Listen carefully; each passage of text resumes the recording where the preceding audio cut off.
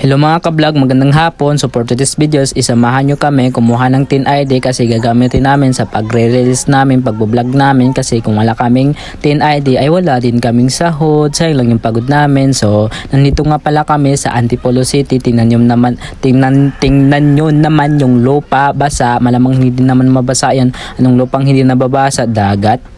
Pordago. So habang naglalakad pala kami dyan ay kumakain ako ng ice cream para hindi naman maboring. O, di ba? Ang sarap ice cream yan. May ice cream good. So tingnan niyo lang yung pagmumukha kong kapal ng mukha diyan. O, di ba? Kakapalan ko ng mukha ko diyan.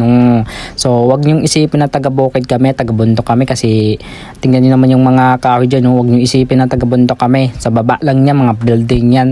Nasa city kami So nandyan na pala kami, aakyat kami ng bundok sobrang taas. So tingnan niyo naman yung mga lupa diyan mga bato, 'di ba?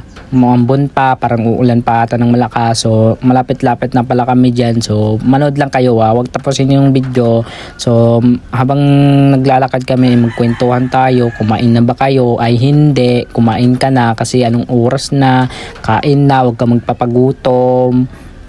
Kung wala kang jowa, hayaan mo na, hindi sa gabal yan. Sipin mo yung mga pangarap mo, huwag ka na magjowa, mahirap magkajowa. For the go. So, nandito na nga pala kami. Ayan, tingnan nyo, nandyan na pala kami. Nandyan kami kukuha sa may tindahan na maliit niya, no, 'di ba? Buti pa dito sa Antipolo City, 'di ba? Magaganda yung bahay nila, magaganda yung puno, 'di ba? Ang daming hoods, hus. Ay for the go. So, nandito na nga pala kami, guys. So, for this videos is nandito na kami. Tingnan niyo naman yung paninda nila, 'di ba? Ang laki, 'di ba? Ayan yung mga paninda nila. So, ayan, tingnan niyo lang naman diyan. So, nandito lang, guys. Sana follow niyo ako. Salamat.